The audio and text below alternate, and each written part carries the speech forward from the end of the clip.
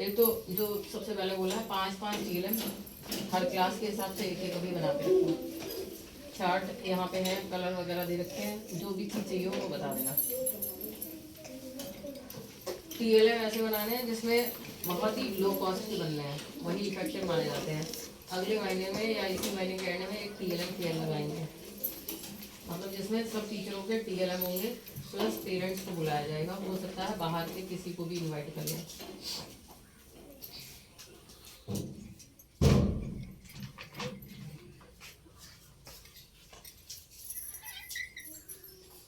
वो इसमें वही आ रहा है, ये वाले फिल किए आपने मैम से?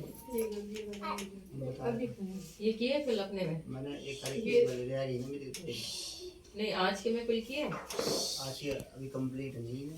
इसमें तो नाम आएंगे ना बच्चों के, उनके जो इसमें स्व आकलन में आप आकलन कर रहे हो अपना, कि आपने जो बच्चों को सिखाया उसमें से बच्चे कितना सीख ले रहे हैं। जैसे सपोज करो इन्होंने शब्दार्थ किसी चैप्टर के आज सिखाए हैं, तो आप उसमें ये लिखोगे कि जो आज का प्रकरण था उसमें 90% बच्चे या 80% या 50% बच्चे जो है शब्दार्थ, इस पार्ट के शब्दार्थ सीख चुके हैं और साथ ही साथ उन शब्दों के दूसरे अर्थों को भी वो पहचान गए।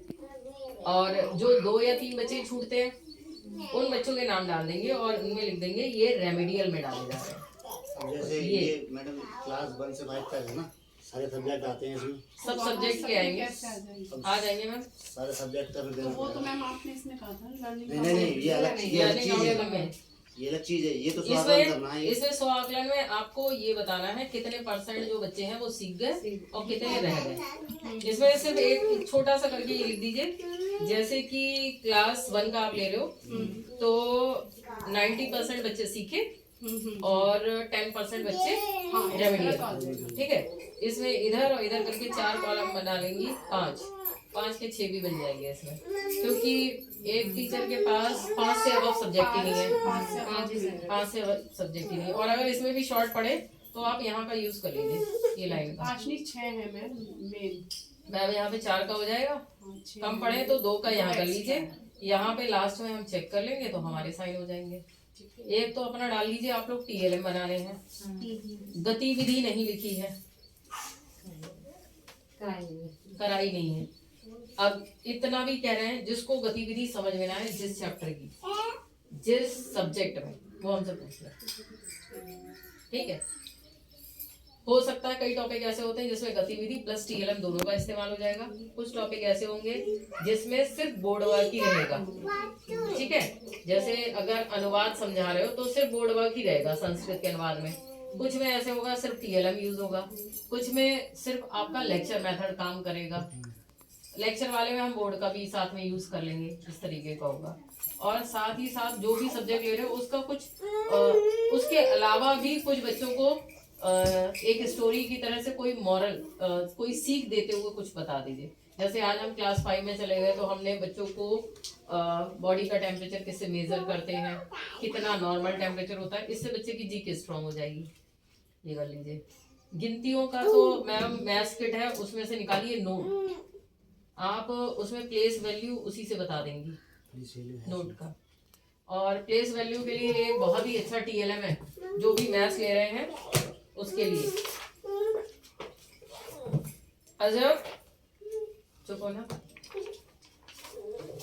एक बड़ा सा सर्कल कट करिए, एक दूसरा करिए, एक तीसरा, जहां तक आपको सिखाना है।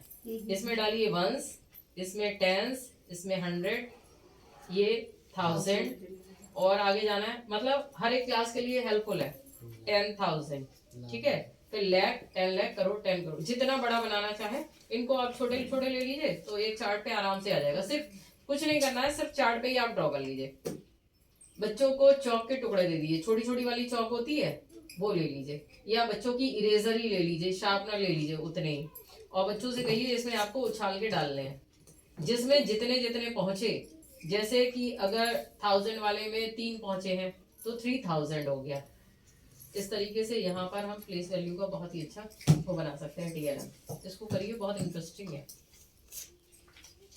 और इनमें सिंपल एक ही चार्ट में बन जाएंगे।